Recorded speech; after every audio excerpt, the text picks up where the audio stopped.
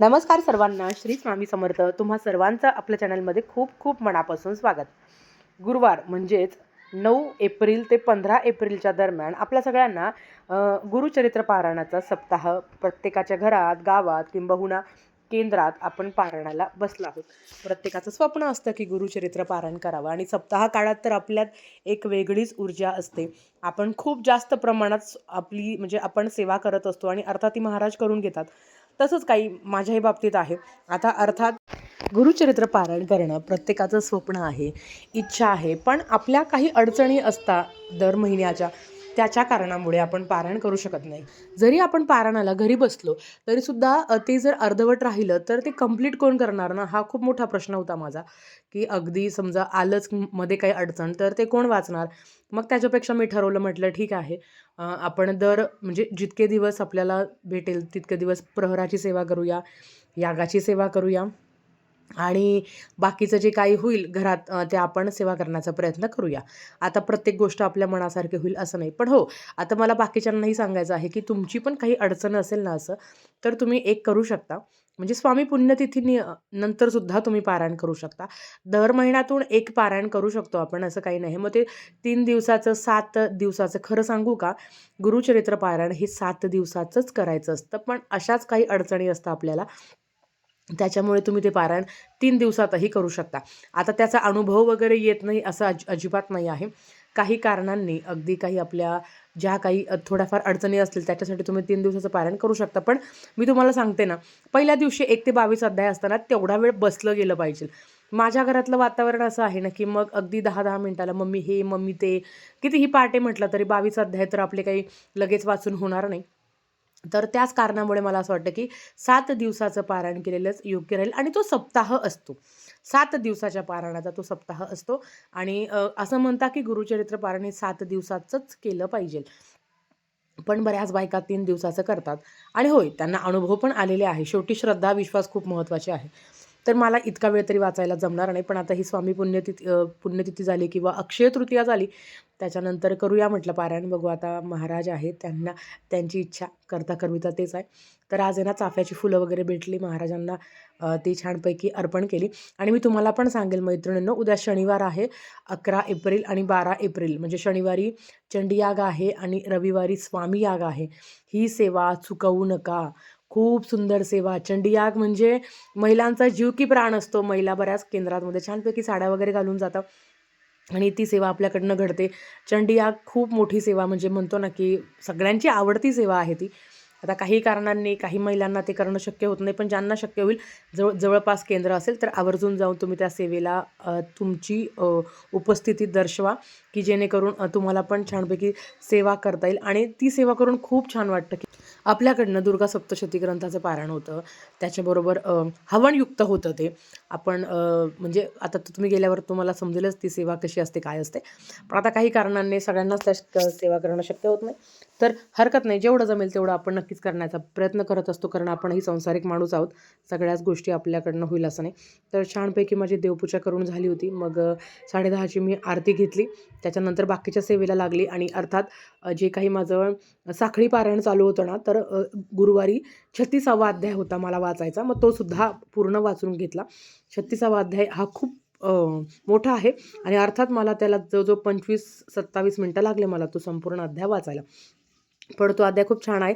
सगळ्यांना माहिती आहे की 36वा अध्यायामध्ये तेच सांगितलं आहे की आपण जेव्हा परान्न भक्षण करतो, दुसऱ्यांच्या घरचं अन्न आपण भक्षण करतो, तेव्हा काय अडचणी निर्माण होतात.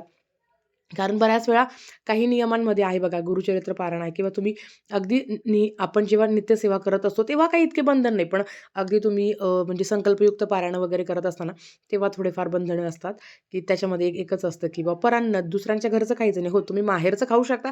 आता बऱ्याच महिला त्यांच्या माहेरी जाऊन पारायण करत आहे. हरकत नाही, माहेरचं खाऊ शकता, पण अगदी दुसऱ्यांच्या घरचं खाऊ नये. जेवढं होईल तेवढा नियम पाळण्याचा प्रयत्न करावा आपण. बाकी सगळ्यांकडनं सगळंच प्रॉपर होतं असं नाही. काही ना काही अडचणी असतात आणि आपण एवढे परफेक्टच नाही आहोत की आपल्याकडनं ह्या सगळ्या सेवा प्रॉपर घडतीलच. काही काही ना काही अडचणी घडतातच, काही ना काही अडचणी येतातच.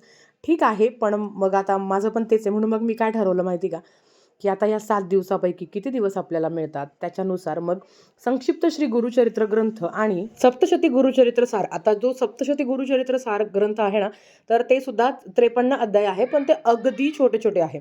मग मी काय ठरवलं होतं, म्हटलं की आपण ना संक्षिप्त श्री गुरुचरित्र कितीही पारायण होतील, मग 3, 4, 5, 6 माहिती नाही. तेवढं आपण करूया आणि बाकीचं जो सप्तशती गुरुचरित्र सार ग्रंथ आहे ना, तर त्याचे रोज ज्या 7 दिवसाप्रमाणे जेवढे अध्याय सांगितले ना, तेवढे आपण करूया. आणि आता माझं ना सप्तशती गुरुचरित्र सार या ग्रंथाचं पारायण सुरू झालं.